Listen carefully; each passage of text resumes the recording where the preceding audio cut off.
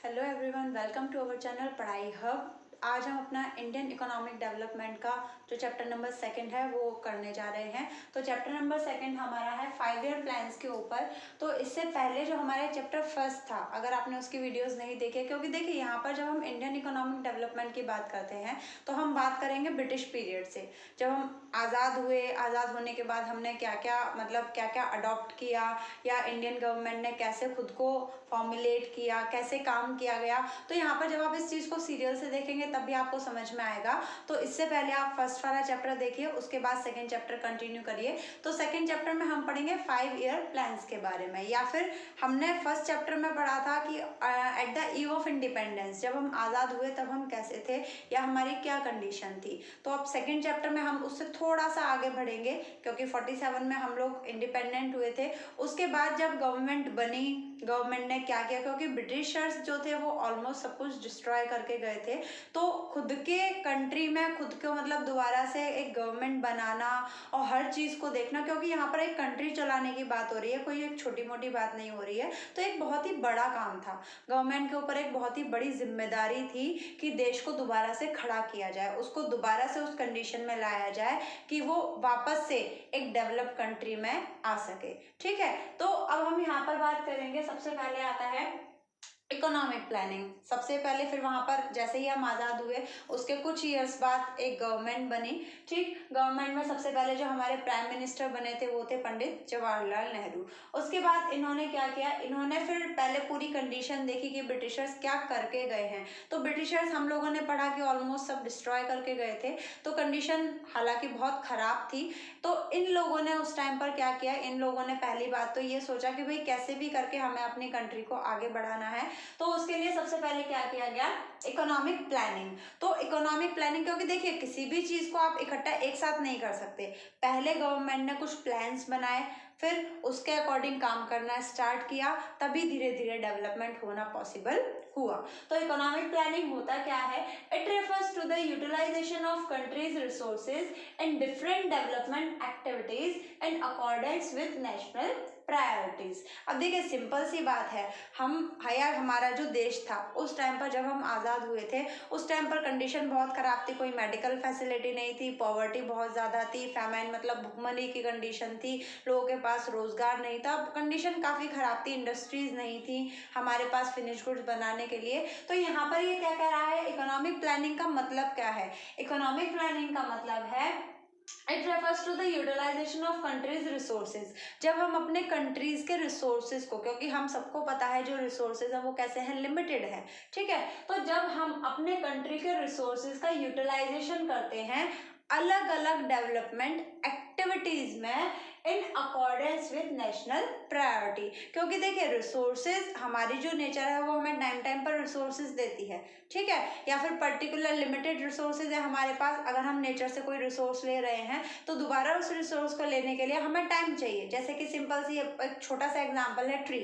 अगर हम ट्री को कट कर रहे हैं, दोबारा हमने कोई ट्री प्लांट किया है, तो ऐसा तो है नहीं भाई आपने फटाफट ट्री कट कर लिया तो इतनी जल्दी ट्री उग तो जाएगा नहीं, दोबारा से नेचर से रिसोर्सेज लेने के लिए हमें वेट करना पड़ता है। वैसे ही यहाँ पर ये कह रहा है हमारे देश के पास जो भी रिसोर्सेज थे उनको अलग अलग डेवलपमेंट एक्टिविटीज में यूज करना इन अकॉर्डेंस विद नेशनल प्रायोरिटी, मगर सबसे पहले कहाँ पर यूज करना, जहां पर हमारे देश को सबसे ज्यादा जरूरत हो, है ना। तो सबसे पहले जो नॉर्मली जो 5 ईयर प्लान बना था वो सबसे पहले एग्रीकल्चर सेक्टर के लिए बना था, ताकि एग्रीकल्चर सेक्टर को हम डेवलप करके ज्यादा से ज्यादा अनाज उगा सकें, और जो भुखमरी वाली कंडीशन थी लोगों के बीच में, जो पॉवर्टी वाली कंडीशन थी वो क्या हो सके, थोड़ी कम हो सके। ठीक है, तो अपने देश की ज़रूरतों के अकॉर्डिंग जब हम अपने कंट्री के रिसोर्सेज का यूटिलाइजेशन करते हैं उसको डेवलप करने के लिए, that is known as economic planning. Clear, चलिए उसके बाद in India it become a reality. ये जो इकोनॉमिक प्लानिंग, जो इकोनॉमिक हमने जो प्लान किया था, हमारी गवर्नमेंट ने जो प्लान किया था वो एक रियलिटी में आया। मतलब रियलिटी में कब कन्वर्ट हुआ, with the setting up planning commission इन 1950। 1950 में एक प्लानिंग कमीशन बनाया गया, उसको सेटअप किया गया। प्लानिंग कमीशन के जो चेयरपर्सन थे, चेयरमैनशिप जिन्होंने ले रखी थी वो थे हमारे प्राइम मिनिस्टर पंडित जवाहरलाल नेहरू, और इंडियन प्लानिंग का जो आर्किटेक्ट कहा जाता है वो थे पीसी महालनोबिस। ठीक, तो यहाँ पर जो हमारा जो प्लानिंग कमीशन हुआ था, प्लानिंग कमीशन कब बना था? 1915 में। किसके अंडर बना था? पंडित जवाहरलाल नेहरू के अंडर, पंडित जवाहरलाल नेहरू के अंडर बनाया गया था। उसके बाद चेयरमैनशिप भी किनके पास थी? हमारे जो प्राइम मिनिस्टर थे वही चेयरपर्सन थे। ठीक है, उसके बाद इस अगर हम पढ़ें, in January 2015 PC planning commission has been replaced by Niti Aayog. अगर हम बात करें तो 2015 में 2015 में जो प्लानिंग कमीशन 1950 में सेटअप हुआ था उसको चेंज करके या रिप्लेस करके उसका नाम क्या कर दिया गया? नीति आयोग। ठीक है, नीति आयोग का भी मेन मोटिव वही है कि कैसे भी करके अपनी जीडीपी ग्रोथ को मतलब स्पीड देना, उसको बूस्ट अप करना। उसके बाद चलिए प्लानिंग बन गई, हमारी गवर्नमेंट ने प्लान कर लिया। अब प्लान तो कर लिया कि भाई ऐसे ऐसे हमें काम करना है, बट सिर्फ प्लानिंग से काम नहीं चलता, हमें एक्चुअल में उसके हिसाब से काम भी करना पड़ता है। तो उसके बाद 5 ईयर प्लान्स इन इंडिया, तो उसके बाद गवर्नमेंट ने क्या डिसाइड किया? अब देखिए प्लानिंग, आप प्लानिंग करते रहो, काम करते रहो, कि भाई आप प्लानिंग कर रहे हो, काम कर रहे हो। सपोज आपके जो ये हमारे एग्जाम्स होते हैं क्लास वाइज, सपोज ये एग्जाम्स ना हो, आप पढ़ते रहो पढ़ते रहो पढ़ते रहो, एग्जाम देते रहो, रिजल्ट ना आए, पढ़ते रहो एग्जाम देते रहो, पढ़ते रहो एग्जाम देते रहो, तो क्या आपको पता चलेगा कि आप डेवलपमेंट कर भी रहे हो या नहीं? सिंपल सी बात है, नहीं पता चलेगा। हमारी जो रिपोर्ट कार्ड आती है, जो हमारा रिजल्ट आता है, वो हमें बताता है कि भाई हमने इतनी प्लानिंग करी, इतना काम किया, तो उसका क्या, हमने कितना डेवलप किया एक्चुअल में, हमें कब पता चलता है? जब हमारा रिजल्ट आता है ना। तो सेम एज यहाँ पर अगर हम बात करें, हमारी गवर्नमेंट ने डिसाइड तो कर लिया था कि इकोनॉमिक प्लानिंग हम इस तरीके से प्लानिंग करेंगे, बट अगर हम प्लानिंग करते रहें और काम करते रहें, ठीक है, हम प्लानिंग कर रहे हैं, अच्छी बात है, काम कर रहे हैं, वो भी अच्छी बात है, बट अगर हम इस तरीके से चले तो क्या हमें पता चल पाएगा कि हमने कितने टाइम में कितना डेवलपमेंट किया? नहीं पता चल पाएगा। तो उसके लिए गवर्नमेंट ने क्या किया? उसके लिए गवर्नमेंट ने 5 ईयर प्लान्स डिसाइड किए।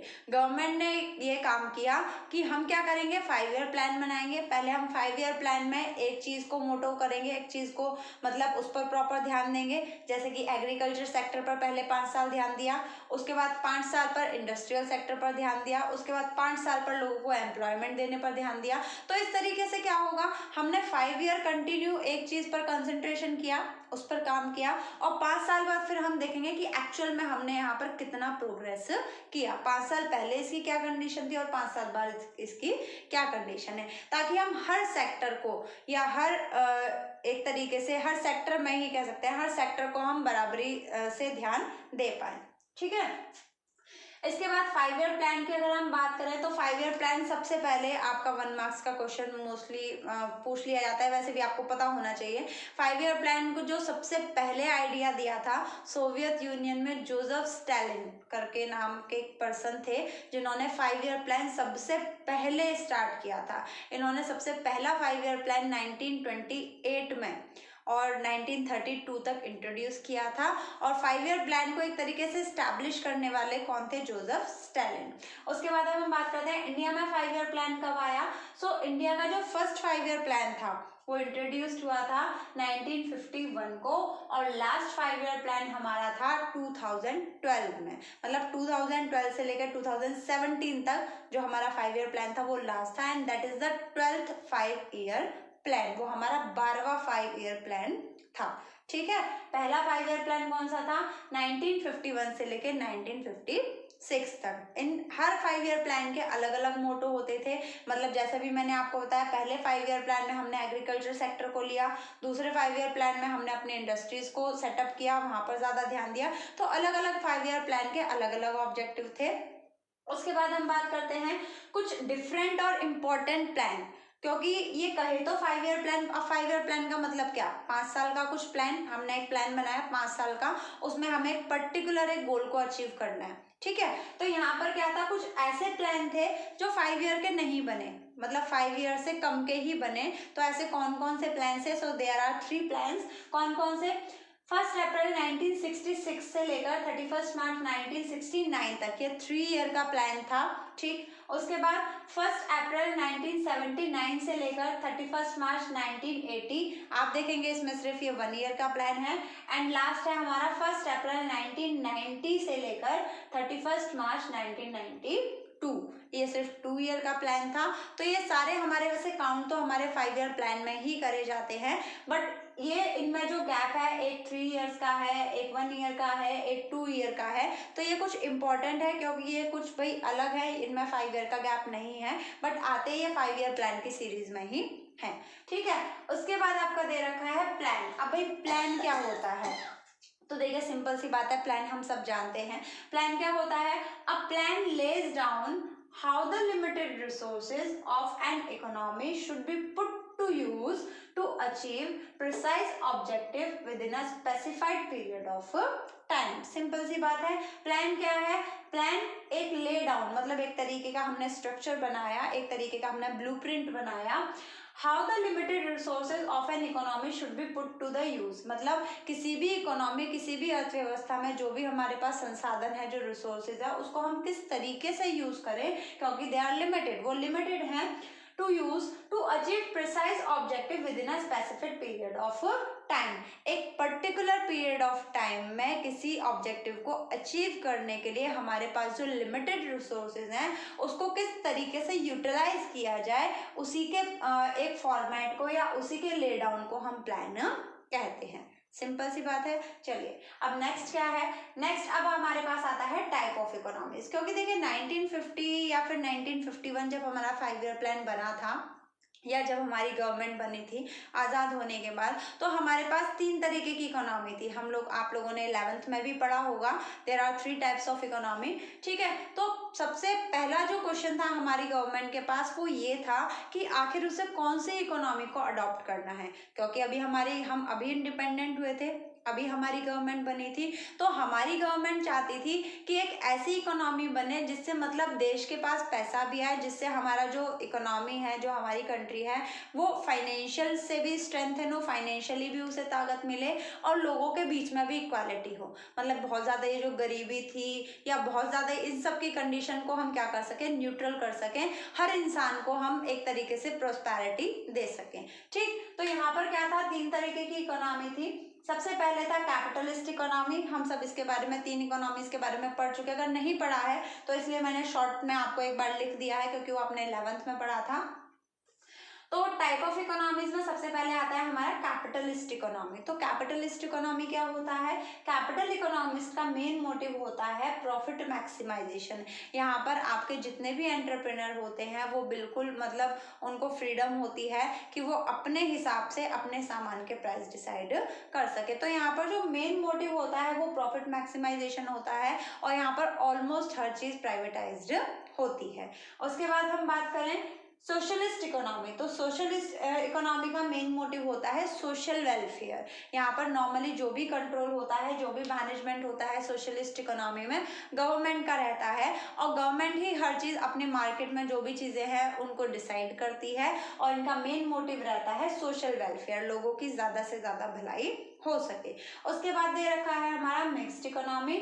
मिक्स्ड इकोनॉमी में क्या होता है, in which means of production are owned by the private entrepreneurs as well as the government. यहाँ पर क्या है, जो हमारे मीन्स ऑफ प्रोडक्शन है, मतलब जो भी हमारे प्रोडक्शन या फिर उत्पादन करने के जो भी साधन है, मीन्स ऑफ प्रोडक्शन है, वो किसी के भी द्वारा यूटिलाइज या ओन किए जा सकते हैं, चाहे गवर्नमेंट के द्वारा चाहे प्राइवेट एंटरप्रेन्योर्स के द्वारा। या फिर सिंपल इनका यहाँ पर मीनिंग है मिक्स्ड इकोनॉमी एक ऐसी इकोनॉमी है, एक ऐसी अर्थव्यवस्था है जहाँ पर प्राइवेट सेक्टर और गवर्नमेंट सेक्टर दोनों एक दूसरे के साथ मिलकर काम करते हैं। और अगर हम बात करें इंडिया की, so Indian government decided to adopt mixed economy.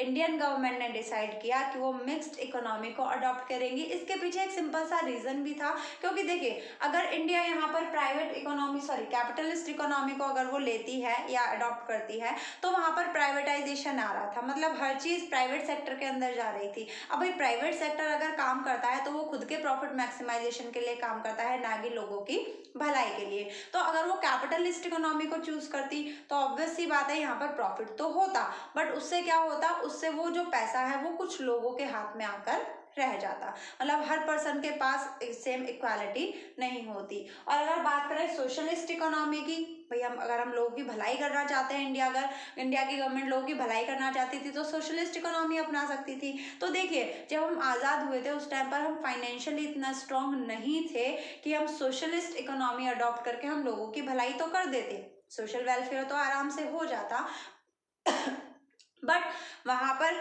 हमारे पास इतनी इंडस्ट्रीज नहीं थी, इतना हमारे पास कुछ ऐसा नहीं था, इतना फाइनेंशियल पोजीशन हमारी अच्छी नहीं थी कि हम सारे लोगों में बराबरी से इक्वालिटी या फिर उन सबको प्रोस्पेरस कर सके। तो भाई इंडिया को पैसे की भी ज़रूरत थी। अब पैसा कहाँ से आता है? इंडस्ट्रीज से। और प्रॉफिट मैक्सिमाइजेशन सबसे ज़्यादा कौन करके देता है? Private industry. तो उसके लिए इंडिया को चाहिए था कि प्राइवेट सेक्टर भी काम करें, क्योंकि वहाँ से पैसा ज़्यादा आएगा। और दूसरा, सोशल या फिर इसमें गवर्नमेंट क्या काम करेगी? गवर्नमेंट सेक्टर उन प्राइवेट सेक्टर्स को थोड़ा सा होल्ड करके रखेगी, ताकि वो जो जनता है हमारी, जो हमारे लोग हैं, कंज्यूमर हैं, उनको एक्सप्लॉइट ना करे। तो यहाँ पर प्राइवेट सेक्टर भी काम करते थे, जहाँ से हमें फाइनेंशियली थोड़ा स्ट्रेंथन मिल सके, नई नई इंडस्ट्रीज सेटअप हो सके। और गवर्नमेंट क्या करती थी? गवर्नमेंट भी उसमें अपना बीच में इंटरफेयर रखती थी, ताकि जो पैसा आए वो कुछ लिमिटेड लोगों के हाथ में सिमट कर ना रह जाए। उस पैसे से वो क्या कर रही थी? उस पैसों से वो लोगों की भलाई भी कर रहे थे।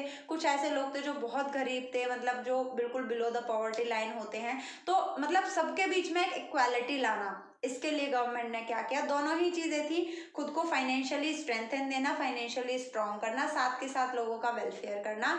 इसी एक मेन मोटिव की वजह से इंडियन गवर्नमेंट ने मिक्स्ड इकोनॉमी को अडॉप्ट किया। ठीक है, तो आज के वीडियो में बस इतना ही। This is it for today. और अगर आपको कोई भी डाउट है तो आप कमेंट सेक्शन में जाके मुझसे पूछ सकते हैं। Please like, comment and share with your friends. Thank you.